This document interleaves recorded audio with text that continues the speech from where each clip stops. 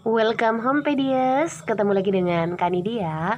Kanidia balik lagi di section bebas belajar bareng Pedias. Tapi seperti biasa sebelum lanjut, Kanidia mengucapkan terima kasih banget buat kalian yang senantiasa mensupport dengan cara subscribe, like, dan share video ini sebanyak-banyaknya ke teman-teman kalian pastinya, biar kita bisa berbagi ilmu yang bermanfaat. Oh iya, Kanidia lagi buka kelas online nih di bulan September. Jadi siapa tahu kalian pengen ikutan belajar ekonomi untuk kepentingan apa aja, KSN, KSM, UTBK atau yang lain untuk pelajaran kuliah, mungkin boleh kontak Kanidia via DM atau email aja, ntar infonya Kanidia simpan di bawah.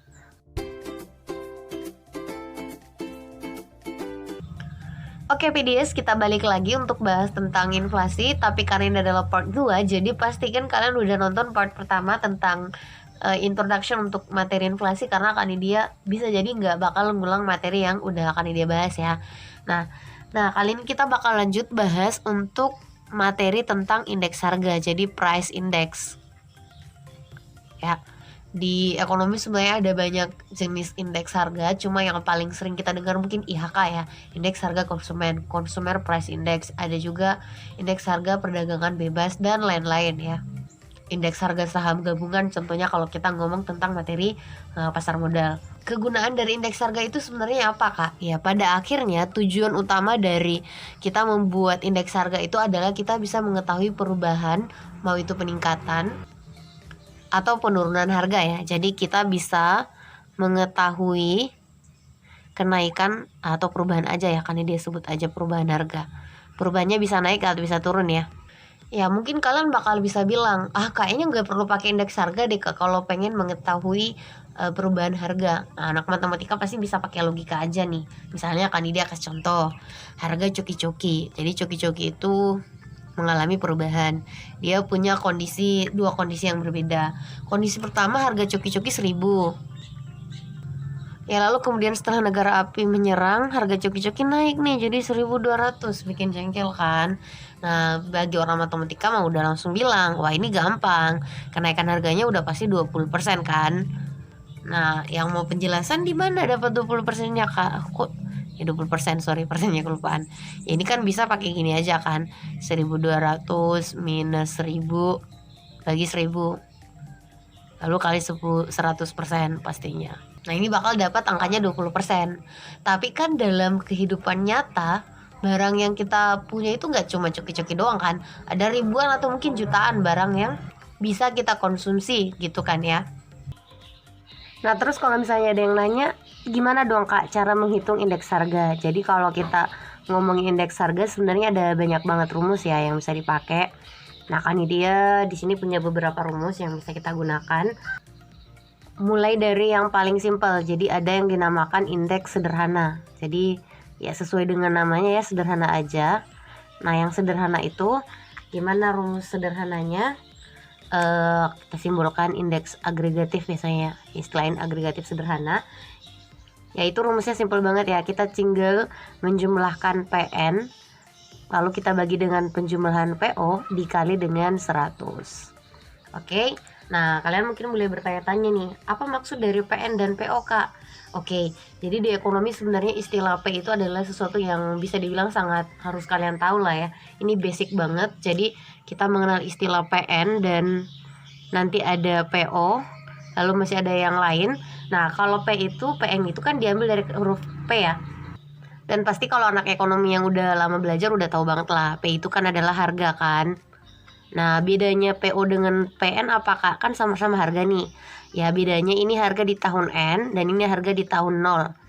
Nah maksud dari tahun N dan tahun 0 itu nanti kita kan mau mencari indeks harga. Nah kalau mau nyari indeks harga kita harus punya dua yang paling basic nih. Yang pertama informasi untuk tahun yang kita pengen cari. Nah kita istilahin dengan tahun N.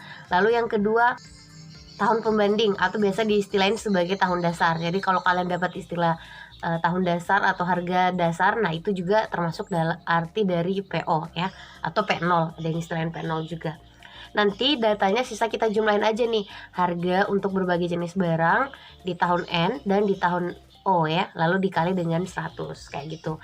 Nah, nanti Kanidia kasih contoh aja langsung cara perhitungannya kayak gimana biar kalian bisa lebih paham. Next, masih ada rumus lain yang harus kita tahu kalau kita pengen nyari indeks harga. Indeks kedua itu adalah indeks pas C. Ya, Kanidia nggak tahu sih cara bacanya bener pas C apa enggak. Ya, indeks pas C itu kita singkat IP aja. Itu rumusnya sedikit berbeda ya. Jadi dia pakainya kayak gini. PN juga dibagi dengan PO0 juga, tapi harus dikali nih dengan QN dan ini juga QN. Nah, lalu masih sama harus kita kalikan 100 ya, kayak gitu. Nah, kalau kalian lihat sekilas, kita dapat term baru nih, ada istilah baru yaitu QN. Nah, Q itu kan best friend dari si P banget kan ya, kita udah tahu juga itu adalah jumlah. Nah, jumlah apa? Iya, jumlah di tahun N ya, tahun yang pengen kita cari indeks harganya, kayak gitu. Nah, untuk cara mengerjakannya nanti kan dia buatin contoh biar kita langsung paham gitu ya. Nah, next masih ada lagi itu rumus dari si indeks Las Peires ya. Nah, nanti kita singkat dengan istilah IL aja. Rumus indeks Las Peires gimana, Kak? Masih sama dasarnya, sigma PN per sigma PO, tapi ini dikali dengan QO masing-masing ya. Nah, tetap harus dikali 100 juga pastinya. Nah, dari sini kita dapat istilah baru lagi nih, ada QO. Nah, QO udah pasti tahu lah ya, jumlah untuk tahun N. Bisa tahun dasar atau tahun sebelumnya. Nah, tapi kalau ada dua informasi, kita lebih prefer pakai tahun dasar ya. Kalau tahun dasar nggak ada ya udah pakai tahun yang kemarin aja, tahun sebelumnya. Next, ada indeks lagi nih dari Fisher. Jadi ada indeks Fisher. Jadi kalau kalian yang biasa dengar Fisher itu cuma MPPT atau Fisher Effect, masih ada lagi nih. Fisher juga punya angka indeks sendiri dan rumusnya, tapi dia menggunakan data dari indeks Las Peires dan indeks Pasce yang harus dikali dan diakarkan. Jadi mencari indeks Fisher itu 2 kali kerja sih, karena harus nyari Pasce dan Las Peires dulu. Cuma kalau kita cek materi-materi SMA, emang yang paling sering diajarin cuma 3 indeks ini doang ya, karena ini kan yang paling basic lah ya untuk kita ketahui. Tapi kan dia bakal bagi indeks-indeks apa aja yang kan dia pahami. Ya, indeks selanjutnya yang juga bisa kita jadikan referensi itu adalah indeks dari Drobis dan Bowley ya. Nah, kalau rumus si Kanidia singkat ID aja ya. Ini juga sama pakai rumus Las Peires dan tambah Pasce, tapi harus dibagi 2. Nah, jadi dijumlahin dulu baru kita bagi 2. Nah, satu lagi nih indeks terakhir. Indeks Marshall Edgeworth ya. Namanya nggak sering kita dengar jadi kayak gini ya. Bukan nama Indonesia soalnya. Edgeworth ya. Ya, semoga spellingnya benar. Nah, ini Kanidia singkat aja indeks Marshall itu jadinya rumusnya panjang nih. Aduh, semoga muat ya. Sigma dalam kurung QO kita jumlahin dengan QN, lalu setelah itu kita kaliin dengan PN. Nah, di bawah juga sama. Sigma kita jumlahin QO dan QN, tapi kita kaliin dengan PO. Nah, lalu terakhir harus dikali 100. Ya, jadi ini adalah rumus indeks harga setaunya yang Kanidia bisa sampaikan ke kalian. Kalau masih ada yang kalian tahu, boleh di-share juga ilmunya di kolom komen biar kita bisa ya saling berbagi ilmu yang bermanfaat pastinya. Nah, supaya kalian paham, Kanidia mau kasih contoh dulu untuk indeks yang paling sederhana nih. Ya, yang paling simpel ya, yang pakai PN PO dikali 100. Untuk indeks lain nanti Kanidia buatin tapi di video terpisah. Nah, ini Kanidia udah buatin contoh data. Anggaplah di suatu negara itu cuma memproduksi 3 barang aja ya, 3. Nah, kalau misalnya kenapa harus 3, Kak? Ya, ini supaya memudahkan kita aja dalam membuat perhitungannya ya. Kalau ada 1000 barang kan bikin pusing ngitungnya, banyak banget. Ini ada 3 barang dan kita punya 2 tahun yang berbeda, 2019 dan 2020. Sekali lagi, angka yang ada di sini tuh fiktif belaka ya. Jadi kalau ada terdapat kesamaan nama dan kejadian, ya ini fiktif belaka. Nah, kalau pengen mencari indeks harga, yang harus kita lakukan pertama-tama adalah menentukan yang mana yang kita kategorikan sebagai PNQN, lalu PO dan QO, kayak gitu ya, supaya kerja kita jelas dan pastinya nggak salah. Nah, yang harus kita tahu tadi kan udah jelas ya, yang dasar atau yang sebelumnya itu adalah O dan yang pengen kita cari adalah N. Nah, karena di sini soalnya ada dua, udah pasti pertanyaannya pasti nanti di tahun 2012 indeks harganya berapa. Nah, jadi kita udah bisa menentukan dong yang mana yang disebut sebagai QO. Ya, ini kan P ya, berarti ini udah pas harga adalah P. Nah, sekarang 19 dan 20 yang mana yang N nih? Ya, yang kita cari kan yang 2020. Berarti ini adalah PN, berarti ini adalah PO. Gitu ya. Nah, next. Jumlah itu adalah QI dan yang kita cari 2020 berarti ini adalah QN dan ini adalah QO. Udah beres tahap pertama untuk mengidentifikasi PO, PN, QO, dan QN. Next, kita bisa menghitung indeks sederhana. Yang sederhana dulu nih, yang simple aja. Jadi kalau kita lihat rumusnya kan tinggal menjumlahkan semua PN dan dibagi dengan jumlah semua PO. Ya udah, kita beresin aja. Ini simple aja. PN yang ada 3 angka ini kita jumlahin, lalu PO juga kita jumlahin. Ayo kita coba jumlahin masing-masing.